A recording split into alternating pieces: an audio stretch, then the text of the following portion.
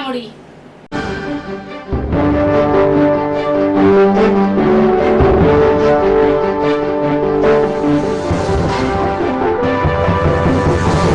ठाणे शहराला मुबलक आणि स्वच्छ पाणी पुरवठा करण्याचे स्वप्न लवकरच पूर्ण होईल आणि ते कायम करत आलो आहोत, यापुढेही करत राहणार असल्याचे उद्गार ठाणे महापालिका पाणी पुरवठा विभागाचे उपनगर अभियंता विनोद पवार यांनी जलदिनी बोलताना काढले।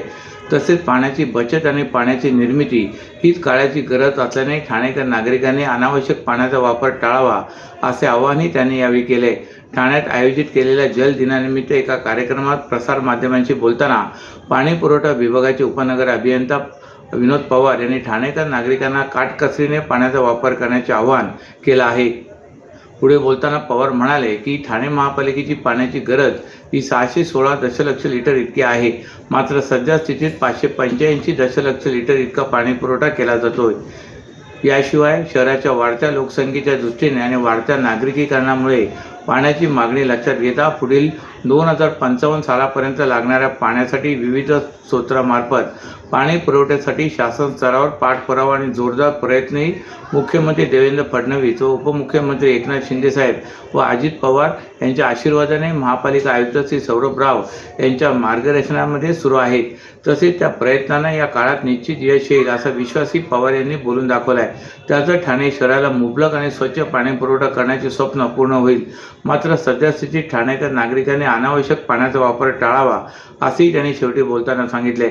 यावेळी उपनगर अभियंता विकास ढोले, प्रदूषण नियंत्रण विभाग अधिकारी मनीषा प्रधान, कार्यकारी अभियंता अतुल कुलकर्णी, प्रशांत फिरके, हनुमान पांडे, प्रशांत भुवट, शशिकांत साळुंके सह अन्य अभियंता व कर्मचारी आदी यावेळी उपस्थित होते।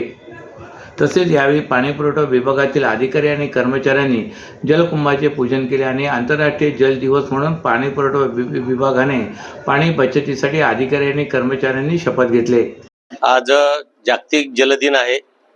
या जल दिनाच्या निमित्ताने ठाणे महानगरपालिकेच्या वतीने आमचे सर्व अभियंता, आमचे सर्व कर्मचारी, उपस्थित कॉन्ट्रॅक्टर यांच्या वतीने आम्ही हा जागतिक जल दिन साजरा केलेला आहे।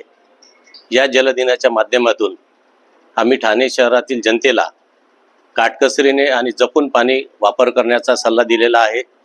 आज ठाणे महानगरपालिकेच्या पाण्याची गरज 616 MLD इतकी आहे, मात्र सद्यस्थितीत आपण 585 एवढा पाणी पुरवठा ठाणे महानगरात करतो।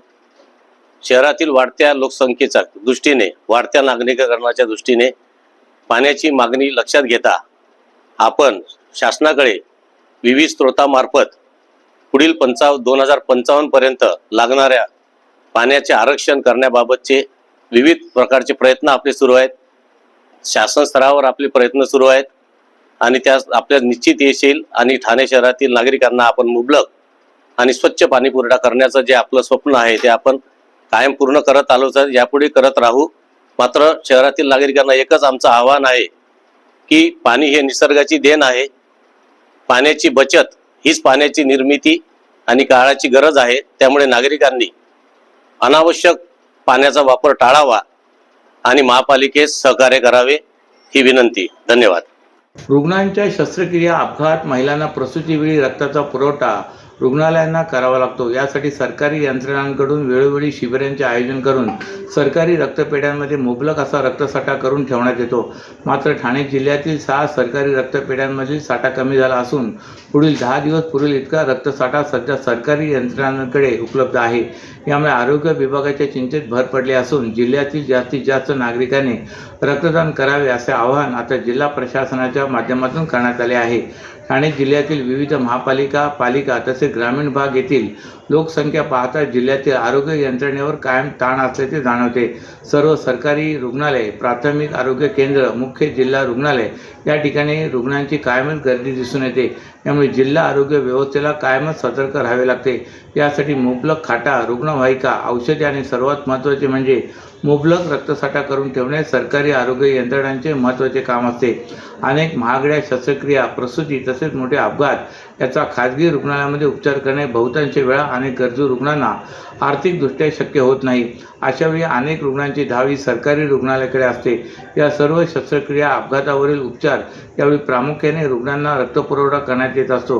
यासाठी सरकारी रक्तपेढ्यांमध्ये मुबलक प्रमाणात रक्तसाठा करून ठेवण्यात येत आहे.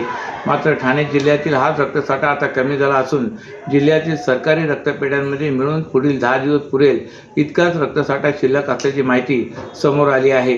त्यामुळे येत्या काही दिवसात मुबलक रक्तसाठा न झाल्यास रुग्णांना रक्तासाठी धावाधाव करण्याची शक्यता नाकारता येत नाही. पादचाऱ्यांना रस्ता ओलांडण्यासाठी झेब्रा क्रॉसिंगचे पट्टे असणे आवश्यक असते, परंतु ठाणे शहरातील अनेक मुख्य तसे अंतर्गत रस्त्यावरील झेब्रा क्रॉसिंगच्या पट्ट्या पुसट झाल्याचे दिसत आहे. या पट्ट्या पुसट झाल्यामुळे वाहन चालकांकडून नियमांचे उल्लंघन करत झेब्रा क्रॉसिंगच्या रेषेवर गाड्या थांबवल्या जात आहेत. परिणामी त्याचा त्रास पादचाऱ्यांना होत असून त्यांना रस्ता ओलांडण्यात अडचण येत असल्याची माहिती समोर आली. झेब्रा क्रॉसिंगच्या पट्ट्यांचा रंग यापूर्वी काळा पांढरा होता, परंतु या रंगाच्या पट्ट्या प्रवाशांना आणि पादचाऱ्यांना दिसत नसल्याने ठाणे महापालिका आणि वाहतूक विभागाने संयुक्तपणे झेब्रा क्रॉसिंग पट्ट्यांचा रंग लाल पांढरा करण्याचा निर्णय घेतला.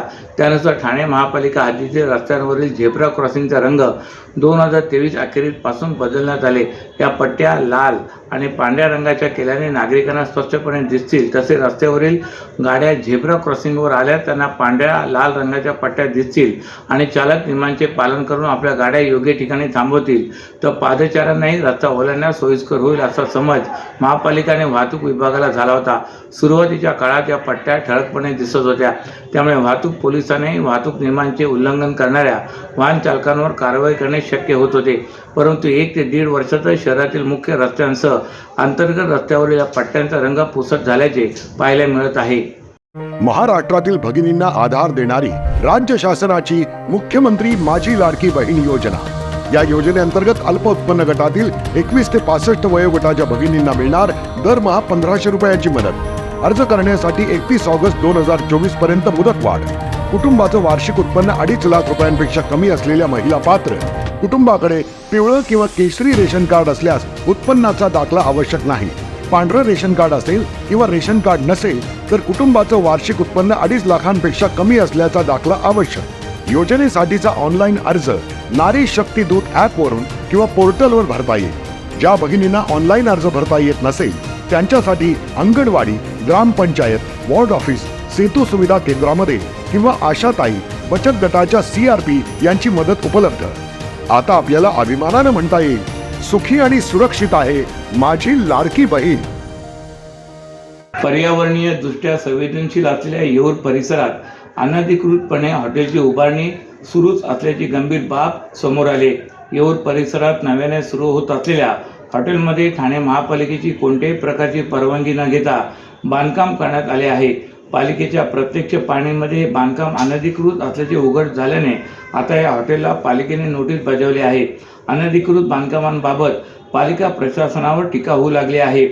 अर्थसंकल्पीय अधिवेशनात आमदार संजय केळकर यांनी हा येऊरमधील अनधिकृत हॉटेल, बंगले यांचा मुद्दा उपस्थित केला होता. या मुद्द्यावरूनच आज ठाणे महानगरपालिकेच्या अतिक्रमण विभागाने येऊर येथील हॉटेलवर कारवाई केली आहे. गेल्या महिन्याभरापासून उद्भवलेल्या ठाणे शहरातील कचरा कोंडीचा प्रश्न अजूनही जैसे ते आहे.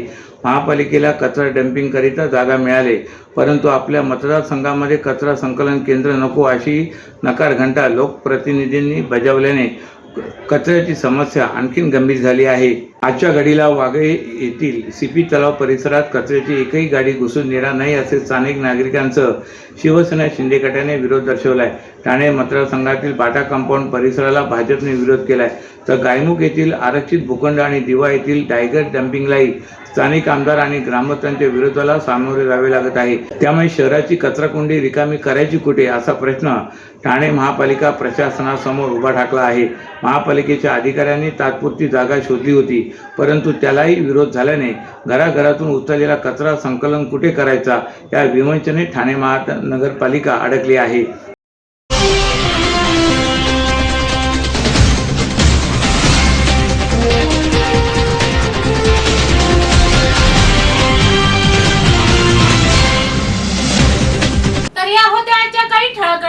तर पुन्हा भेटू याच वेळी याच ठिकाणी. ठाणे दर्पण या वृत्तवाहिनीचे प्रसारण YouTube वर पाहायला विसरू नका.